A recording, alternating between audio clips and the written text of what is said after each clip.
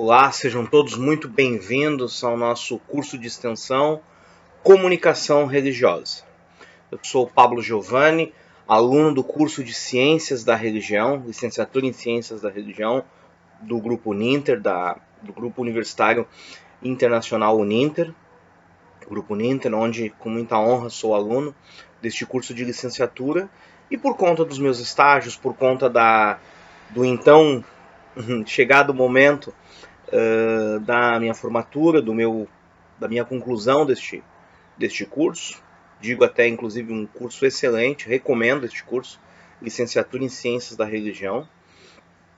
Por ocasião do encerramento, do término, da conclusão deste curso, é requerido a mim a elaboração e ministração de um curso de extensão, dentro, evidentemente, da temática das ciências da religião, ou da ciência da religião. Ainda se discute qual é a nomenclatura. A Uninter opta por uma nomenclatura ciências da religião. Se em outro curso, em outro local você ouvir ciências das religiões ou ciência das religiões, não está errado, ainda se discute qual é a nomenclatura certa. Talvez não haja uma nomenclatura certa, porque são muitas ciências, ou seja, conhecimentos, e evidentemente também a matriz religiosa ela é bastante ampla, bastante diversa, então também são muitas religiões. Eu tenho a minha, certamente você tem a sua, e todas nós, todas as religiões, elas têm em comum a questão do sagrado, da crença no sagrado, no transcendente, e também no fenômeno religioso. Então a nossa opção foi pela comunicação religiosa, é o tema deste curso de extensão, a comunicação religiosa, por um âmbito, por uma perspectiva da fé cristã. A escolha foi em razão da minha própria vivência como um ministro batista, da igreja, filiado à Igreja Batista, filiado a uma convenção de ministros batistas, e por conta também de ser uma tradição religiosa, o cristianismo, com várias ramificações, especificidades, e também com uma abrangência bastante expressiva no Brasil, na nossa região, no nosso país, na nossa nação, com bastante capilarização, ou seja, com bastante penetração em todas as camadas sociais, de modo que esse curso possa alcançar um maior número de pessoas. Um curso dedicado e voltado para estudantes de teologia, voltados para estudantes de ciências da religião e de humanidades. É um curso voltado para o público em geral, para estudantes em geral, sempre pensando na questão da comunicação. A aula de hoje vai ser focada na questão da proclamação do Evangelho. O Evangelho é a mensagem cristã, e eu vou estar definindo isso, vou estar fazendo uma definição aqui dos termos, mas em linhas gerais a mensagem cristã, a semente a ser proclamada é o Evangelho. Então a gente vai falar um pouquinho desse anúncio do Evangelho, desta proclamação do Evangelho. Na aula seguinte, na próxima aula, nós vamos falar sobre o falar em público. E aí é uma aula que já não tem um contexto só religioso, porque é o falar em público na sociedade, no comércio, uma aula talvez voltada para palestrantes, para vendedores, para profissionais de vendas. Eu tenho certeza que vai ser uma aula muito interessante. Ao longo deste período, a partir desse vídeo, você pode todos os dias, por 6 dias, ficar acompanhando aqui nessa plataforma, todo dia um vídeo diferente, até completar 6 vídeos, sobre a temática da comunicação religiosa. Hoje, então, eu quero falar sobre o querigma, sobre a proclamação do Evangelho. Puxa, Pablo, querigma. Vamos repetir essa palavra juntos, ela é muito importante, dentro da fé cristã. Talvez você me diga, puxa, eu sou cristão há 20 anos, nunca tinha ouvido falar. Puxa, que pena. Talvez você me diga assim, eu frequento uma igreja cristã, ou eu tenho uma outra religião, mas sou simpatizante do cristianismo, já visitei, nunca ouvi falar, nunca ouvi dizer. Pois é, não. Vamos falar então, querigma. Tu tá falando grego, Pablo? Sim, estou. Querigma é uma palavra grega, aparece 8 vezes no Novo Testamento, e ela tem um aspecto de proclamação, de anúncio. Querigma vem de querusso. Puxa, agora ficou mais difícil ainda. Sim, querusso também é uma palavra grega. O querusso é o profissional, é o cidadão, é o indivíduo, é o que anuncia, é o canal, é quem transmite, é quem comunica. Então, querúcio é uma palavra do Novo Testamento. Eu fiz aqui algumas anotações. Que o querúcio, né, é quem proclama, usado na proclamação pública do Evangelho e assuntos pertencem a ele, realizados por João Batista, por Jesus, pelos apóstolos e por outros mestres cristãos. Querigma é uma palavra que aparece 8 vezes no Novo Testamento. Pode ser traduzido como aquilo que é proclamado por um arauto ou clamador público, uma proclamação por um arauto. E no Novo Testamento ela é sempre usada, né, por mensagens e proclamação dos arautos de Deus ou de Cristo. Arauto é aquele que anuncia, é aquele que faz um anúncio, né? Na Idade Média, né, no tempo dos castelos, dos reis, da monarquia, o rei ele tinha o seu arauto, né? O seu mensageiro, ele tinha o seu proclamador, ele tinha o seu, posso dizer que um porta-voz. Hoje a figura do porta-voz ela está mais associada a quem fala em nome do rei por assuntos pessoais, particulares. Em questões do governo, da administração pública, era o querúcio, era o arauto. Ele que ia e proclamava a vontade, né, as leis, as diretrizes, ia estar transmitindo isso ao povo. Porta-voz hoje, se formos olhar ainda pela figura do Novo Testamento, o porta-voz ele seria mais o profeta. Que profeta é, no grego, né, profetês, alguém que fala, né,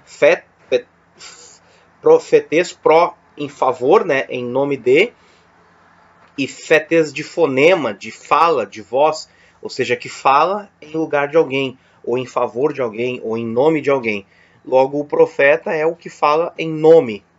No período do Novo Testamento, ali do Império Romano, nós não tínhamos reis, nós tínhamos imperadores, né, o César, e tínhamos províncias ali mais ou menos independentes, né, vassalas do Império Romano, que tinham ali seus governantes, e eles se faziam comunicar, né, desde lá já da Medopérsia, né, dos persas ali já se faziam se comunicar por correios, né, então eram os correios, né, eram dezenas, centenas, por exemplo, na época do profeta Daniel chegavam a ser 120 satrapias, né, que eram províncias, que eram estados, né, que eram regiões, chegava a ter 120, então a comunicação era feita por cartas, daí até se desenvolveu o correio, que é uma forma de comunicação. Mas os imperadores eles se faziam proclamar, se faziam anunciar por arautos, né, por mensageiros. E aqui dos mensageiros nós vamos ter dois mensageiros, dois viés de mensageiros. A gente já falou do querúcio, né, que é o proclamador, que é o anunciador. Esse querúcio, esse proclamador oficial, ele pode ser tanto um ângelos, ou seja, um mensageiro, um ângelos, um mensageiro. Eu já vou estar explicando essa palavra, né? Talvez você possa dizer, puxa, tu está falando grego para mim. De verdade, eu estou falando grego mesmo. Então a gente está falando do querigma, a gente está falando do querúcio, agora eu estou falando do angelos, e eu já vou falar de um outro aí que é o leitorgos. Puxa, é grego, realmente, estamos falando grego. Então o angelos é o mensageiro, é o que comunicava as mensagens de cunho pessoal, mensagens do dia a dia do palácio, do imperador, que proclamava as vontades. E eu tinha um outro, que era o leitorgos, nós temos um outro que é o leitorgos, esse é bastante curioso, me permita te explicar, meu querido amigo, minha querida amiga que me dá a honra da sua companhia, me permite explicar o leitorgos. O leitorgos era um profissional, né, um servidor público, assim como o angelos, e o leitorgos era o seguinte, a situação do leitorgos era o seguinte, o imperador vai lá, tinha uma província ali, distante, né, então eles tinham uma certa forma de independência, pagando impostos ao imperador. E daí daqui a pouco o imperador decidiu, não, eu vou aumentar ali a tributação, em vez de eu taxar eles em sei lá, 5% do que eles produzem, eu taxo eles, eu vou aumentar esse fator, esse índice para 7%. Vou começar a cobrar 7% ou mais de impostos. Aí o imperador mandava um ofício, né, por meio do angelos, mandava um ofício, um escrito, colocavam lá na praça da cidade, numa madeira, lá num poste, pregavam isso. Aí que vem a origem da palavra pregação, né? quando a gente era criança, né, os adolescentes, né, os piadistas, eu sempre fui muito brincalhão, muito piadista. Então o pessoal assim, pá, vamos na igreja, vai ter um pregador, ele vai estar trazendo uma pregação, sabe, mas é prego, martelo? A gente fazia essa associação brincando, né, assim, para não perder a piada, e realmente pregar vem disso, de prego e martelo. Eles iam lá com prego e martelo e pregavam a mensagem para que todos pudessem ver.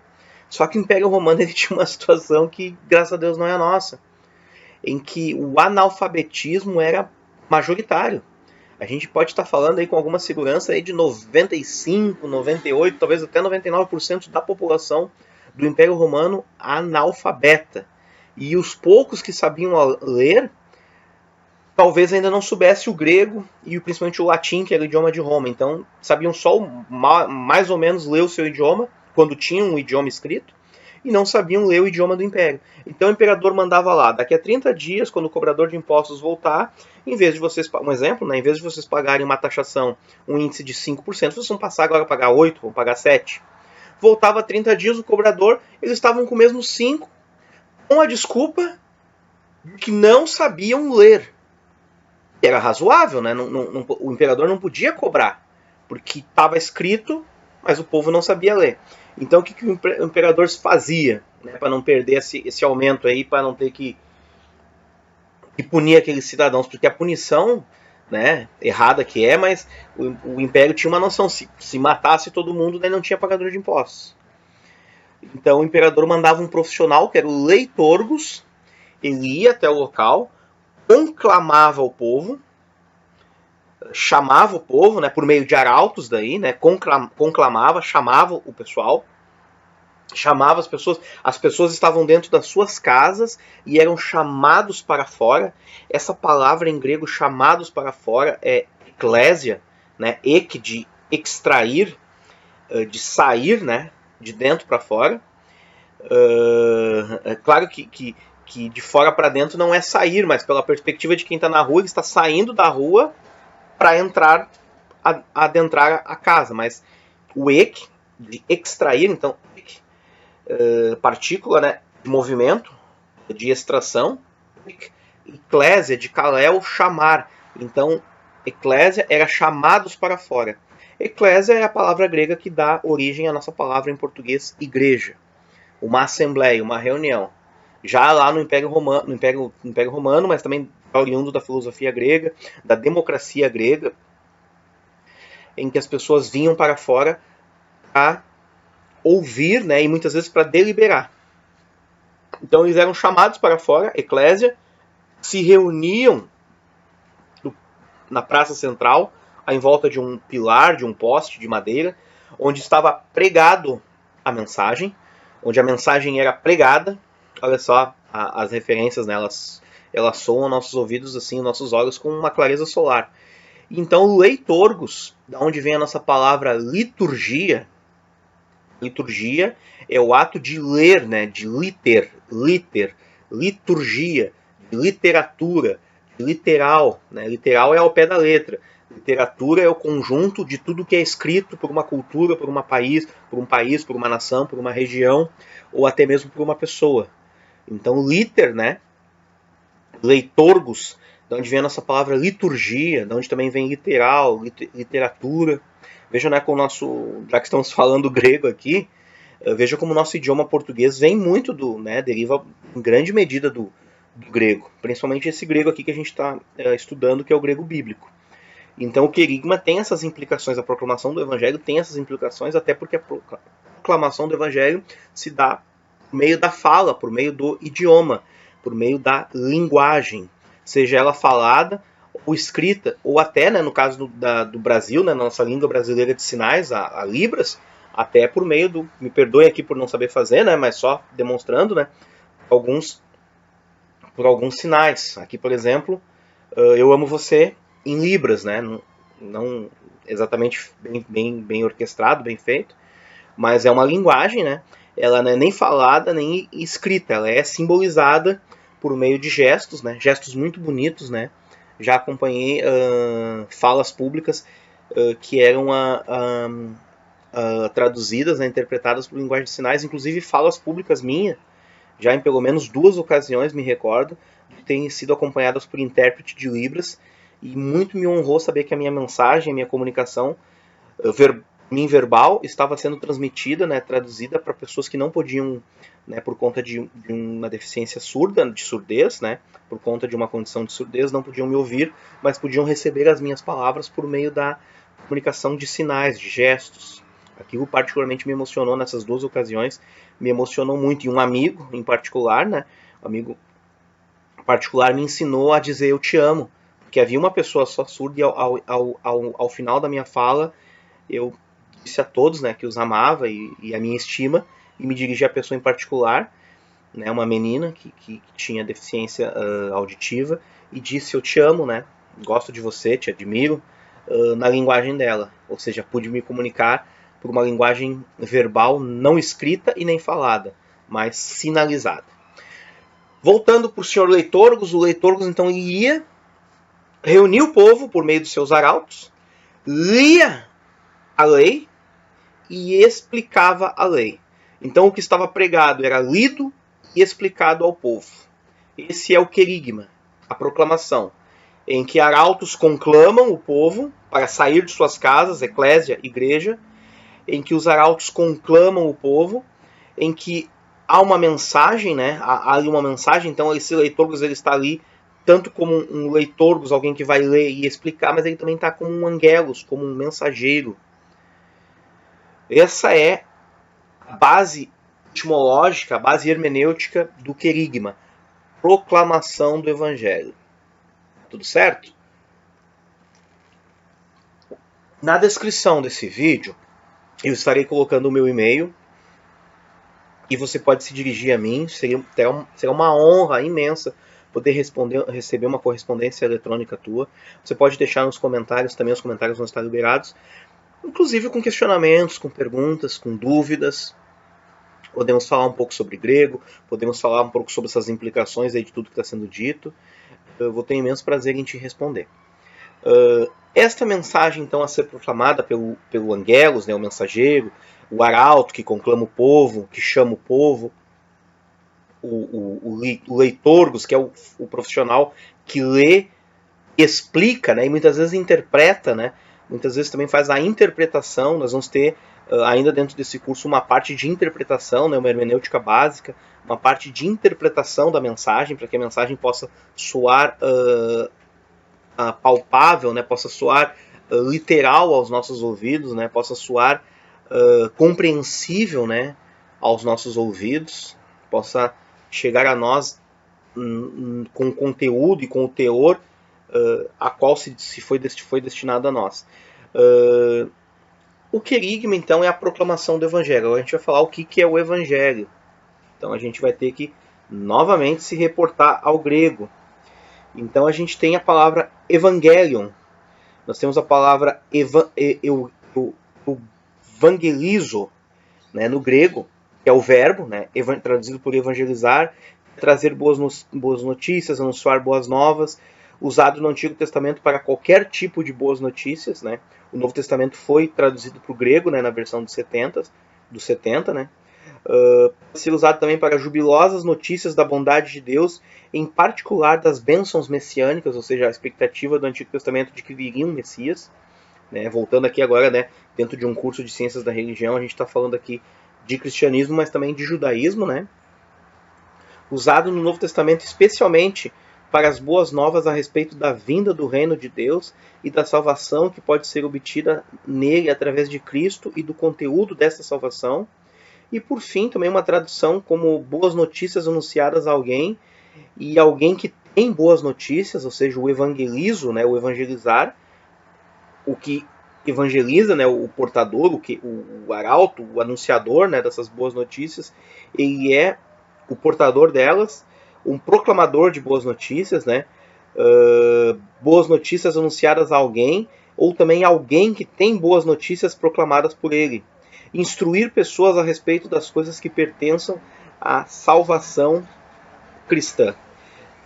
Evangelion, que é a palavra que dá origem a evangelho. Evangelho não é uma tradução, evangelho é uma transliteração. Eu estou pegando um texto grego, Evangelion, e estou transliterando, estou transformando ele em letras do meu idioma, no português. E só por ali uma questão de definição eu boto evangelho. Em vez de evangelion, eu boto evangelho. Não é uma tradução. A tradução é esta. Evangelho é a junção de duas partículas, e aqui eu estou consultando Strong, né, a concordância exaustiva de James Strong, uma obra já há muitos anos de domínio público. Strong, para quem quer conhecer o Evangelho, para quem quer ser um proclamador do Evangelho, um anunciador, um pregador, um ministro cristão que prega de forma assertiva, que tem uma comunicação religiosa assertiva, eficiente, eu recomendo a concordância exaustiva de James Strong. Ela pode ser, até onde pude me inteirar, baixada gratuitamente na internet, até porque no Brasil ela não é mais comercializada, né, em português. Eu achei volumes para adquirir dela em espanhol. Daí não era a minha necessidade, eu gostaria de poder adquirir ela impressa em português. Não há mais. A Sociedade Bíblica por alguns anos, né, bons anos, a editou e comercializou. Hoje não sei porque não tomou uma decisão de não produzir mais. Não há pessoas hoje, editoras que estejam comercializando ela em português. Talvez haja aí nos sites de compras, né, nos sites aí de compras, né, que vendem, né, nas lojas digitais aí, virtuais, haja aí exemplares usados, exemplares antigos de pessoas que porventura tenham adquirido e queiram vender, mas pode ser perfeitamente baixado na internet, em PDF, em Word, se tratar já de um documento de domínio público. James Strong, então, ele faz essas definições de querigma, de quirusso, também de leitorgos, e esta agora que eu estou usando aqui, o angelos, né? O angelos, e também, principalmente aqui, dessa palavra euangelion, que é a junção de duas outras palavras.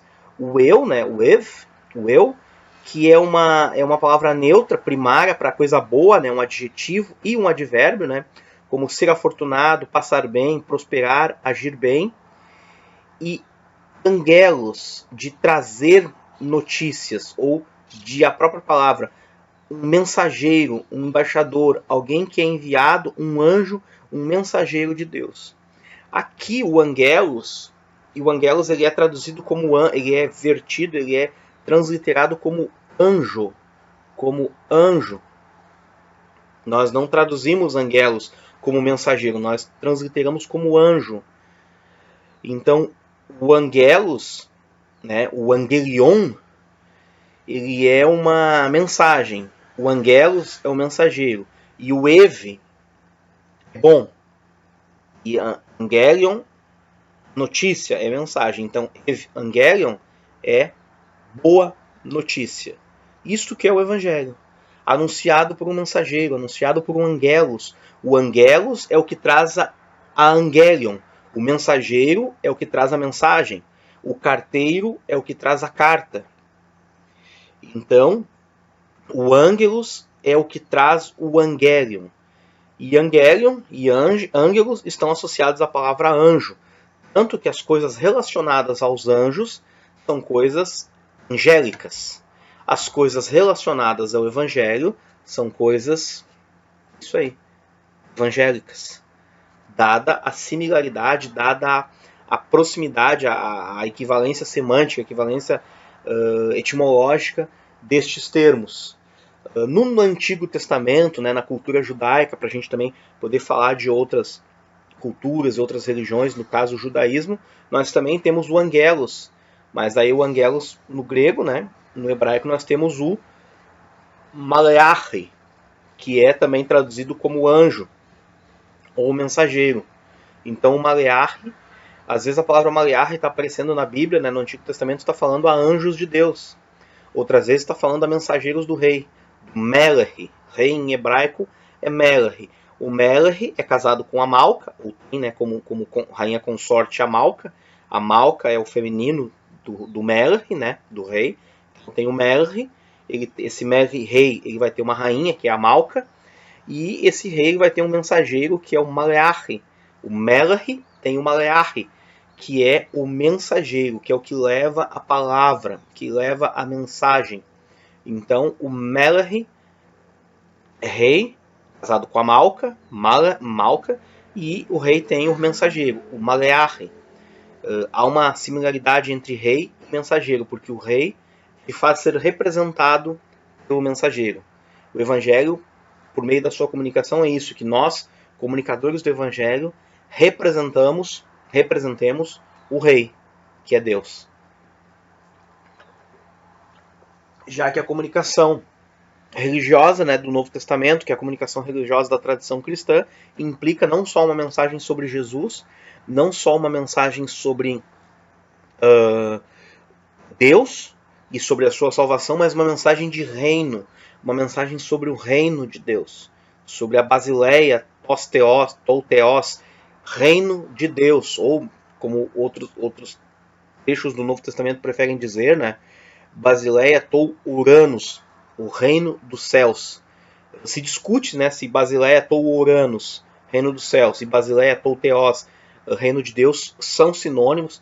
Alguns creem que não, alguns creem que sim. Eu particularmente vejo que são sinônimos, né? Isso se dá em razão de Mateus preferir reino dos céus, já que por conta da tradição judaica, né, do judaísmo, da cultura religiosa judaica, se evitava ao máximo usar o nome de Deus, para não incorrer no risco de usar o nome de Deus em vão. Essa é uma segurança teológica que o judaísmo tem. E os outros evangelistas, Mateus, Lucas, Marcos e João, falam exaustivamente reino de Deus, porque não tem essa preocupação que Mateus tinha. Então, eu acredito em muitas passagens que Mateus está dizendo Basileia tou Uranus, Lucas, Marcos e João, principalmente Marcos e João, Marcos e Lucas estão dizendo Basileia tou Theos, reino dos céus, reino de Deus, para a mesma passagem. Então, eu acredito que reino dos céus e reino de Deus são, né, ao ver, né, ao contexto do Novo Testamento, são sinônimos. Deixa eu te contar agora, antes da gente prosseguir com a nossa aula sobre querigma, sobre proclamação do Evangelho, deixa eu te contar aqui como é que surgiu a palavra, ou como é que a palavra entrou em uso. É muito importante a gente pensar juntos uma questão. E quero aqui compartilhar isso com você com muita responsabilidade, com muito carinho, né? O cristianismo, a fé cristã, a tradição religiosa cristã, e aqui vai católicos, evangélicos, né? E dentro do catolicismo nós temos católicos apostólicos romanos, nós temos católicos ortodoxos gregos, nós temos dentro da Igreja Católica, né, ali algumas divisões, dentro da Igreja Ortodoxa grega também algumas divisões, dentro da Igreja não católica, então, porque não dá para dizer, se não é católico é evangélico, é protestante, não é bem assim. A amplitude da tradição religiosa não católica é uma amplitude considerável. Então a gente vai ter metodistas, batistas, anglicanos, presbiterianos, nós vamos ter divisões dentro de tradições, né? Vamos ter variantes, né? Vamos ter reformados, vamos ter independentes, vamos ter pentecostais, tradicionais, conservadores, quanto à sua identidade histórica, anglicanos, quanto ao seu sistema, anglicanos, metodistas, né? Quanto ao seu sistema de governo, presbiterianos, episcopais, congregacionais, quanto a sistemas de governo, né? Quanto à tradição histórica, batista, luterano, quanto a bases doutrinárias teológicas, luteranos, calvinistas, wesleyanos.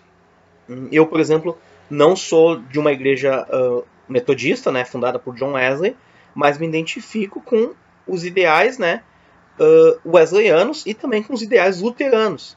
E não sou luterano e nem sou metodista, mas sendo batista, me identifico, né, em particular com esses dois que menciono, para que você possa ter uma ideia da dimensão do que é a tradição cristã.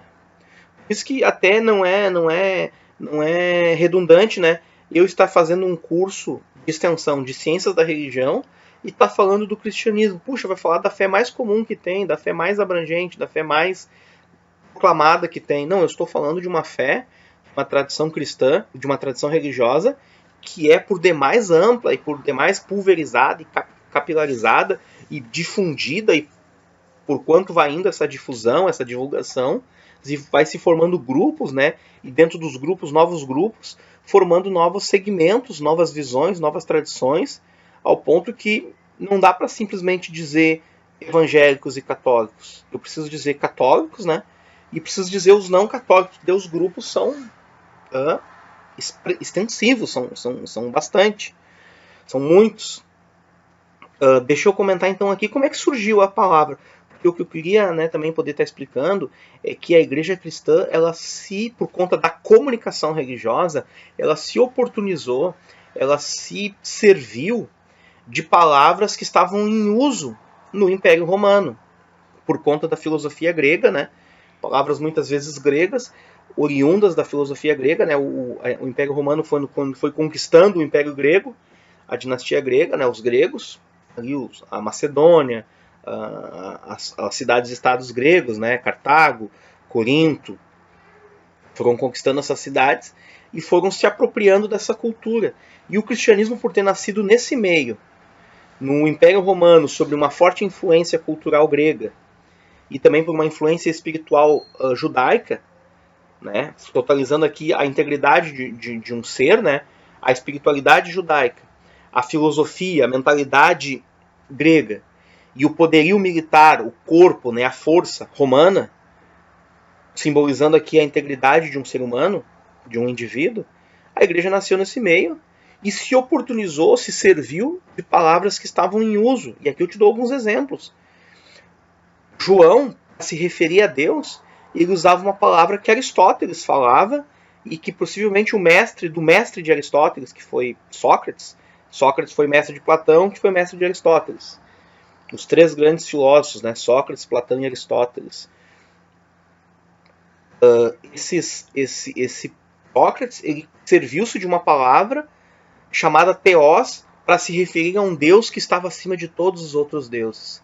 E acaba que Theos é o nosso Deus, é o Deus cristão. Se você é cristão, você serve a um Deus. E se você for para a Grécia e as pessoas te perguntarem qual é o teu Deus, se você for responder em grego, você vai dizer o teu Deus é Theos, o Deus único. Esse era o Deus em que Sócrates se referia, se reportava. Um dos discípulos, né, de Sócrates, foi Platão, que teve um discípulo chamado Aristóteles. Aristóteles inventou uma palavra que dá nome à minha profissão. Eu sou teólogo, sou formado em teologia pela Uninter, e o teólogo é uma palavra que Aristóteles inventou, servindo-se de duas, theos e logos. Logos é uma palavra que o apóstolo João também usava para se referir a Jesus. Então lá no Evangelho de João, quando João está comunicando o seu Evangelho, ele vai começar lá a dizer, até quero abrir aqui contigo o Evangelho de João, você pode acessar aí na tua Bíblia. Linda a mensagem do evangelista João, né, do comunicador do Evangelho João. Ele vai estar nos dizendo o seguinte, de uma forma muito bonita, de uma forma muito elegante, né, que é a comunicação do Evangelho.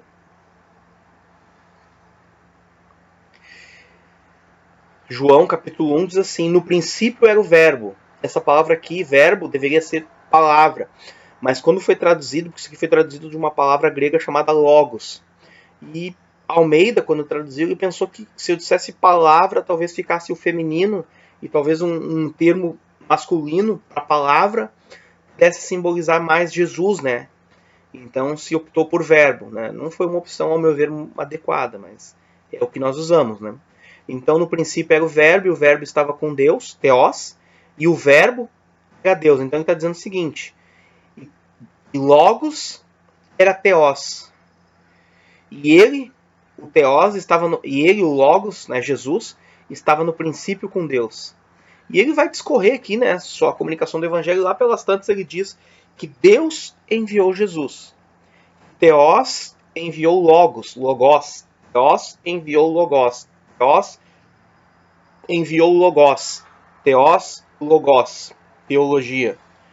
Essa é a verdadeira mensagem que Deus enviou Jesus. Essa é a mensagem central. Esse é o Evangelion. Essa é a mensagem. Essa é a Evangelion, a boa mensagem proclamada, né?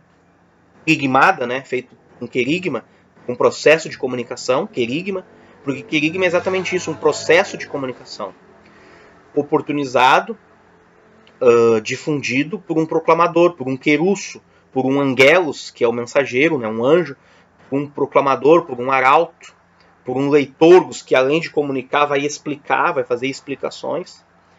Então a igreja se serviu de muitas palavras. Eu te demonstrei aqui do Theos, eu te mostrei do Logos, né, do Logos. Logos era um conceito doutrinário da filosofia grega que acreditava que uma palavra havia criado todo o universo.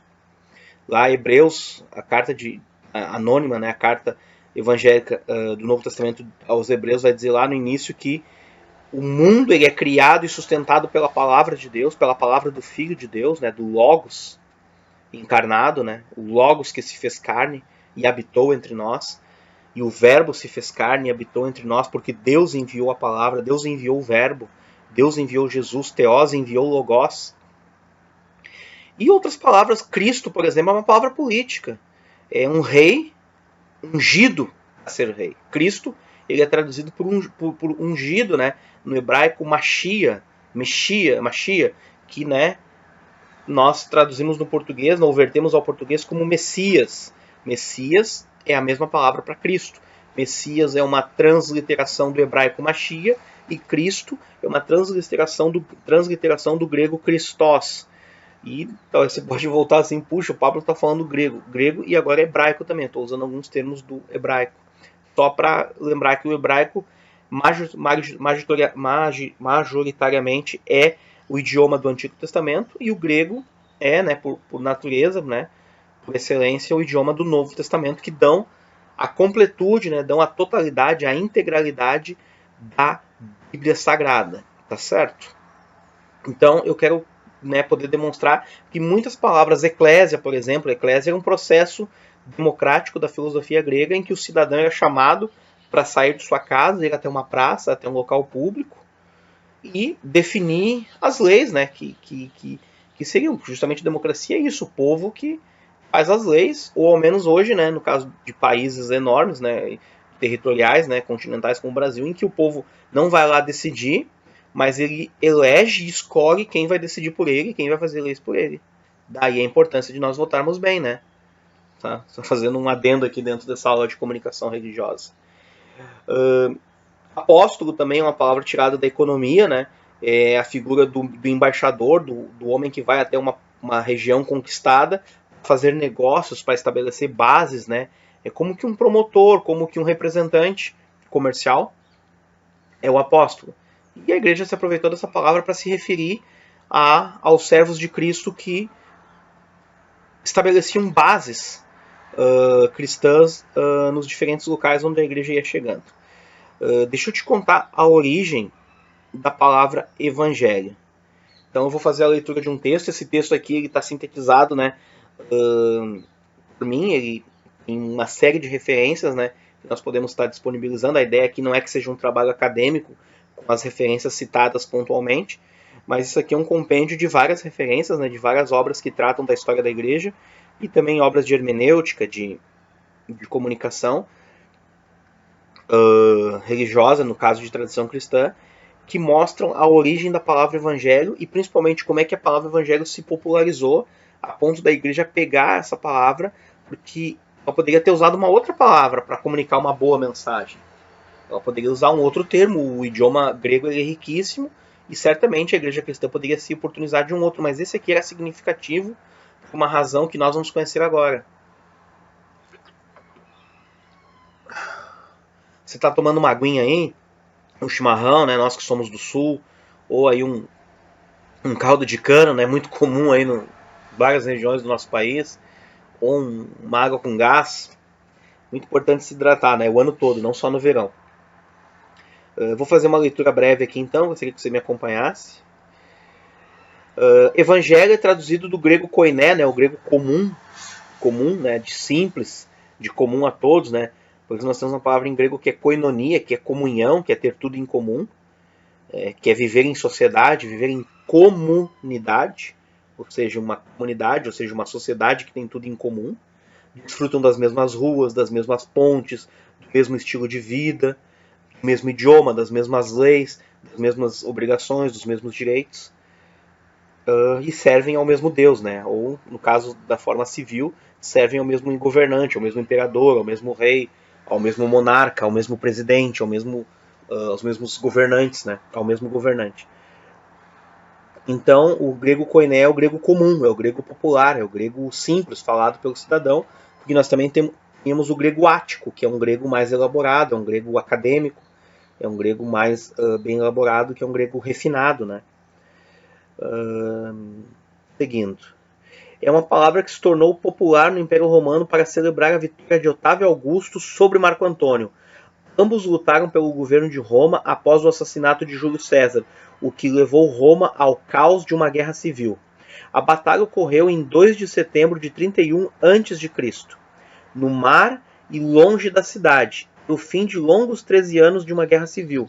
Foi um período terrível para os cidadãos, cheios de incerteza e temores. Todos esperavam ansiosamente por notícias da frente de batalha. Sobre ser boa ou más notícias, dependeu do lado de quem estava a pessoa nessa história. Ou seja, alguém venceu e outro perdeu. Então a notícia vai ser boa para o lado que apoiava o vencedor. Só que as pessoas não tinham comunicação, as pessoas não tinham uma comunicação rápida como nós temos, como internet. Hoje eu estou gravando essa aula aqui no aconchego do meu lar, e essa aula pode chegar em qualquer lugar do mundo. Se eu estivesse fazendo ao vivo, no mesmo instante que eu falo, ela chegaria em qualquer lugar do mundo. Olha, ela poderia chegar até fora do planeta, assim, um astronauta, alguém numa base espacial, aí numa estação espacial, né, na Estação Espacial Internacional, onde eles têm acesso à internet. Se for do interesse dele, eu estiver fazendo uma live por uma plataforma, né, ao vivo, e for interesse daquele astronauta, a minha mensagem em tempo real pode sair inclusive do planeta. E não só a minha, a tua também. Imagina um astronauta está numa estação espacial e daqui a pouco vai ter um show do cantor que ele gosta. Evidentemente ele não pode pegar um foguete e ir para o show. Mas se o show for transmitido ao vivo, ele pode receber aquela comunicação verbal, que é a música. A música é uma forma excelente de comunicação. Muitos governos, né, usam a música, né, para proclamar suas mensagens, para proclamar suas diretrizes. Escolas, universidades, professores. Já vi professores que pegam músicas famosas e fazem paródias ensinando regras matemáticas, fórmulas químicas, processos, né, do idioma português, né, do nosso idioma, processos gramaticais do nosso querido idioma português brasileiro. A música é uma forma de comunicação fortíssima. Não tinham, e os romanos, né, os cidadãos daquela época, uma forma de comunicação tão rápida. Então a guerra estava acontecendo no mar e ninguém sabia quem estava ganhando e quem estava perdendo. Então estavam ansiosos por uma boa notícia. Seguindo aqui a leitura. Para os aliados de Otávio, foi uma boa notícia.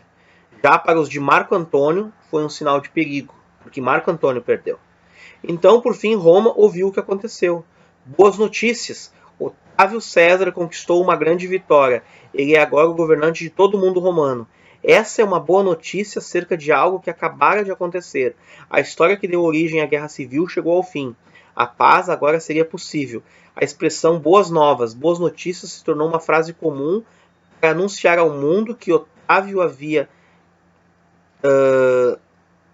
trazido, né, cheio de paz e justiça, prosperidade ao mundo. Inclusive, ele passou a se chamar Otávio Augusto. Augusto significa venerável, majestoso. Então, pensando nessa história, né, eu vou continuar a leitura, pensando nessa história antiga, deduzimos que algo aconteceu. O que aconteceu? Otávio venceu. Algo acontecerá. O que acontecerá? Ele voltará da batalha, estabelecerá seu trono e domínio em Roma. Aqueles que o apoiaram se preparam para uma nova vida. Ponto 3. Algo está acontecendo. O que está acontecendo? A partir dessa boa notícia da vitória do povo, da vitória de Augusto, o povo já não vive do mesmo modo e nem a mesma realidade. Algo já começou a mudar. Então, a palavra evangelho, ela não foi inventada aqui, mas ela se popularizou aí. Porque aconteceu o seguinte, o cidadão romano estava nervoso. O cidadão romano estava apreensivo. O cidadão romano estava atordoado, estava apavorado. Alguns eram partidários de Otávio e pensavam, se Otávio ganhar, estamos bem. Mas e se ele não ganhar? E os de Marco Antônio da mesma forma. Se Marco Antônio perder, nós temos acabado, porque o rei não vai ter misericórdia de nós. Para nós é bom que Marco Antônio ganhe. E os outros não, para nós é bom que Otávio ganhe. O importante é que nosso lado tem que ganhar para que a gente fique bem. O problema é que a gente não sabe o que está acontecendo e não chega notícia, não chega notícia, não chega notícia. E daqui um pouco vem um arauto, daqui um pouco vem um angelos, daqui um pouco vem um leitorgos. Ele traz uma mensagem, né? Ele traz um angelion. E eu espero que esse angelion seja bom. Eu não espero só que seja um Angelion, eu espero que seja um Evangelion. Eu espero que seja uma boa notícia. Ele traz uma mensagem. E agora esse proclamador, esse querusso, ele está subindo numa plataforma, ele está no pórtico da cidade, ele está na praça central, ele está sobre um púlpito, ele está sobre uma plataforma, ele está num local de destaque, todos se reúnem ao seu redor para ouvi-lo, porque ele tem um Angelion, ele é um Angelos, mas ele tem um Angelion, ele tem uma mensagem, e eu torço, eu espero que essa mensagem seja boa, eu peço que ela não seja só um Angelion, mas ela seja um Evangelion, que não seja só uma mensagem, mas seja uma boa mensagem. Então ele prepara, e ali há só cidadãos romanos, partidários de Otávio, e eles estão aguardando essa mensagem, eles estão esperando que esse proclamador, esse arauto, esse mensageiro, esse ângelos, ele possa proclamar ali uma boa notícia, ele possa produzir um querigma, ele possa dizer algo. E ele vem e diz: Evangelion, tem uma boa notícia. O nosso rei venceu. Marco Antônio foi derrotado. O rei venceu. Otávio, o vitorioso. Ele vai voltar e vai estabelecer seu trono no nosso meio. Nós estamos tranquilos. Nós podemos nos tranquilizar porque o nosso rei venceu. Essa é a mensagem do Evangelho. O nosso rei venceu. Marco Antônio, Otávio Augusto, Otávio César, ele venceu Marco Antônio. Fazendo isso para a realidade da mensagem cristã, do Evangelho. Quem que Jesus venceu? Jesus venceu algo que ninguém conseguiu vencer. A morte. A Bíblia diz que a morte é o último inimigo a ser vencido. Ao longo da história do mundo, centenas de casos, milhares de casos, a Bíblia relata alguns bons números, de pessoas que ressuscitaram. E essas pessoas venceram a morte? É muito provável que não. Primeiro porque o poder para vencer a morte, para ressuscitar dos mortos, não estava entre essas pessoas, mas vem de Deus. E segundo, essas pessoas que ressuscitaram, né, o chamado fenômeno Lázaro, tantos outros, né, da Bíblia, muitos até sem nome, livro de Atos, na Antiguidade também, havia pessoas mortas que ressuscitaram.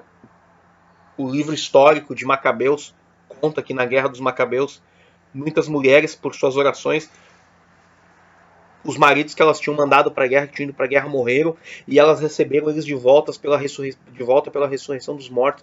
O livro de Macabeus, que não é um livro aceito por todas as tradições cristãs, é um livro histórico que demonstra, que comprova que muitas pessoas ressuscitaram. E os casos de ressurreição ao longo da história do mundo, acompanhados pelo cristianismo, são muitos. Mas o que ocorre é que essas pessoas que ressuscitam, elas não se tornam imortais. Elas voltam a morrer de novo.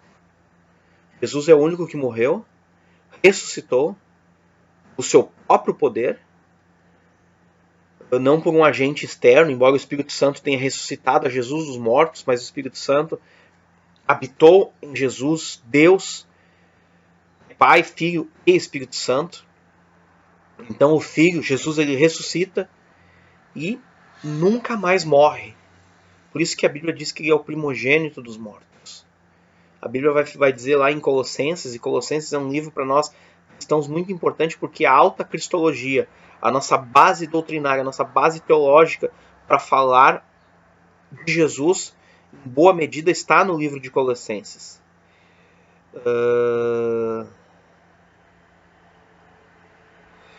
Há um texto que fala essa questão do primogênito dos mortos.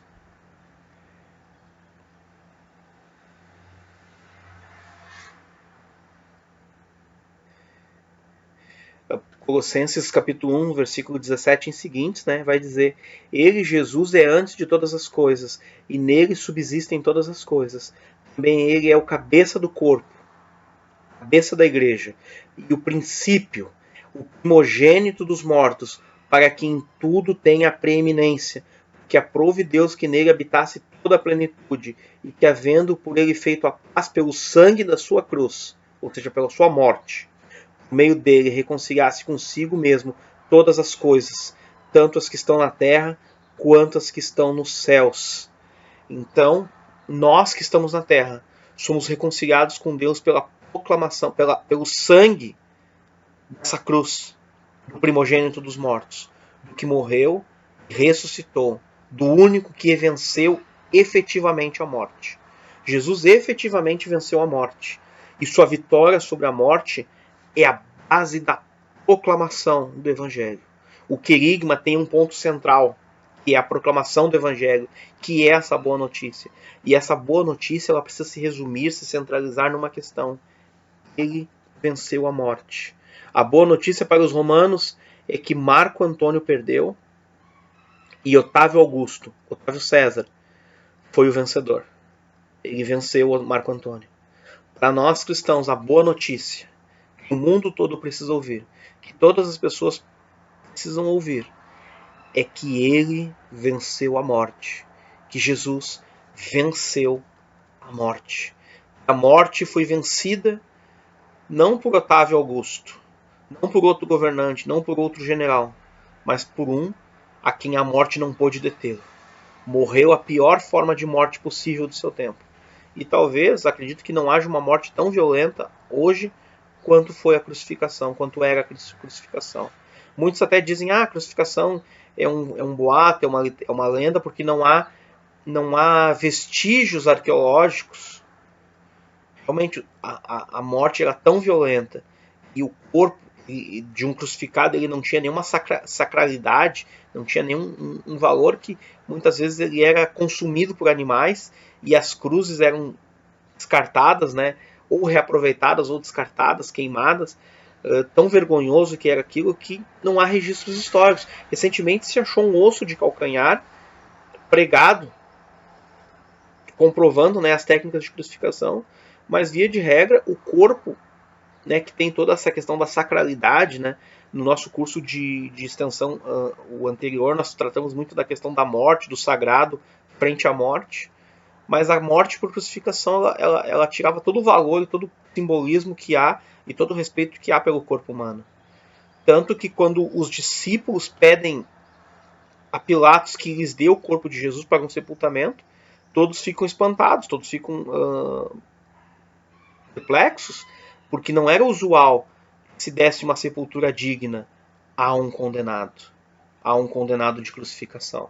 Era uma morte tão vergonhosa, tão horrenda, que um cidadão romano, só por ser cidadão, cometesse o pior crime possível e não poderia ser condenado a essa morte, porque ela era designada para todos que não fossem romanos. Só o fato de ser romano já era uma garantia que a pessoa não morreria dessa forma. Dada a vergonha que era essa morte.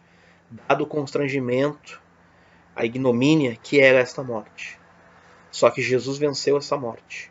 E o nosso querigma, a nossa proclamação do Evangelho, tem que ser uma proclamação voltada para essa ressurreição, para essa vitória. Porque a boa notícia é que o nosso rei venceu. A boa notícia para os romanos foi que Marco Antônio perdeu e que Otávio Augusto venceu. Para nós, a boa notícia é que a morte não tem mais poder sobre nós.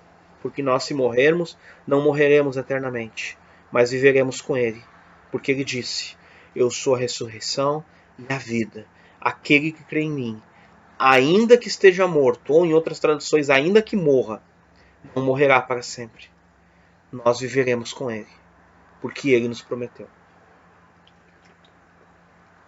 Meus queridos, este é então o nosso curso de extensão Comunicação Religiosa. Na aula de hoje nós tratamos sobre o querigma, nós tratamos sobre a proclamação do Evangelho. Eu quero aqui rapidamente te passar um cronograma das nossas aulas, o que nós vamos estar estudando. São 6 aulas, essa é a primeira de muitas aulas que nós teremos. Nós teremos 6 aulas, essa é a primeira, e eu vou trazer aqui um cronograma, tá? O cronograma do nosso curso, aula de número 1, esta aula aqui, querigma, a proclamação do Evangelho. Aula número 2, como falar em público. Então já é uma aula que ainda está dentro de um contexto de comunicação religiosa, de fenômeno religioso, de culto, né, de reverência ao sagrado, de uma comunicação religiosa, mas já ela é mais abrangente, né? Ela pode servir a palestrantes, a profissionais de vendas e tantos outros, né? Aula de número 3, pregação, o discurso da fé. A gente vai usar demonstrações de como é a pregação, de como é o discurso da fé, de como é a comunicação religiosa de natureza cristã. Quarta aula, homilética prática, ou seja, questões da homilia, né? O que é homilética? Vou explicar na aula número 4, em que nós vamos ter ali questões bastante práticas de como preparar uma pregação, de como se preparar. Aula de número 5, muito importante, oratória sacra, né? Ou seja, eu vou tentar discursar e tentar demonstrar nas diferentes tradições cristãs como é a oratória, como é a comunicação, como é a pregação. E por último, não menos importante, aula de número 6, hermenêutica básica, onde nós vamos tratar sobre a comunicação de forma a se interpretar. Que uma coisa é a explicação. Eu vou voltar aqui o exemplo lá do Leitorgos. O imperador romano escreve: vocês hoje estão pagando 5% de impostos. A partir do mês que vem, vocês não vão mais pagar 5%, vocês vão pagar 7%. E daí vem o arauto, o Angelos, ele coloca essa mensagem, ele pega essa mensagem no poste, eu vou lá, olho, não sei ler. Não vou poder pagar mais. Aí vem o Leitorgos e ele lê para mim: a partir de agora tu não paga mais 5%, vai passar a pagar 7%. Normalmente se espera que essa mensagem agora lida, um cara que não sabe ler, para um cidadão que não sabe ler, possa trazer alguma mudança. Mas ele sabe que ele paga impostos, mas ele não sabe o que é 5%, o que é 7%, ele se sabe e não sabe fazer a conta. Então isso não basta, eu preciso, além de ler, eu preciso explicar. Eu preciso que a minha comunicação envolva princípios de uma explicação, de uma aplicação prática. Eu vou explicar para que ele possa aplicar, para que ele possa entender. Então eu vou sentar com ele e fazer a conta. Se tu colhe 10 sacos, se tu colhe 100 sacos de trigo por mês, tu vai ter que tirar 5 de imposto. Só que agora, por conta disso, vai ter que tirar 7. Mas e se o cara não tira 100 sacos, ele tira 180? Então eu vou ter que sentar e ensinar a fazer a conta, porque no outro mês ele pode tirar 200, no outro mês ele pode tirar 90, né? Pode dar uma situação de calamidade, então, de seca, né? De estiagem. Aqui na nossa região a gente está vivendo uma estiagem muito severa, né? E a agricultura fica muito penalizada por isso. Então, daqui a pouco ele pode ter um número variável, né? Então eu vou precisar até, inclusive, ensinar ele a fazer a conta.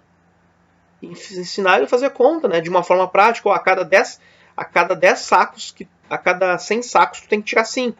Agora tu vai ter que tirar 7.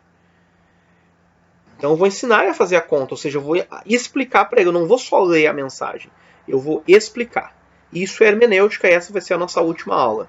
Então, a aula que vem, como falar em público. Técnicas. Eu, por conta da minha profissão, eu sou um cerimonialista de luto, eu falo em público todos os dias. Todos os dias eu me dirijo a públicos enlutados, a públicos variados, a públicos que normalmente não me conhecem. E todos os dias eu preciso me dirigir, seja para dar anúncios, seja para fazer cerimônias de luto.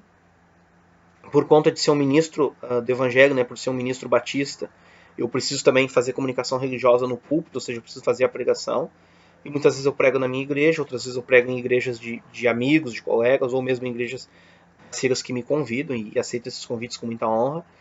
O fato é que sempre eu estou me dirigindo a pessoas e eu quero transmitir aqui as minhas técnicas de comunicação, que serve para o profissional de vendas, que serve para o professor, que serve para qualquer pessoa que deseja melhorar sua comunicação e ter uma comunicação mais assertiva. Ele deseja ser um emissor de uma mensagem e que essa mensagem possa alcançar o seu objetivo. Certo? Gente, um beijo no coração de todos. Eu sou o Pablo Giovanni e este é o nosso curso de extensão Comunicação Religiosa. Aula de número 1, Querigma, Proclamação do Evangelho. Na aula que vem, vamos falar sobre como falar em público. Desculpe-me a redundância, vamos tratar o tema como falar em público. Será postado, né? Você está vendo essa aula hoje. No dia seguinte, você já sabe que essa aula vai estar disponível no no canal aqui do YouTube. Você pode aqui deixar o seu like, pode aqui mandar uma mensagem, pode me mandar um e-mail. Eu vou ter imenso prazer em te receber, tá bom? Um forte abraço a todos, fiquem com Deus, até a nossa próxima aula. Um beijo no coração de todos.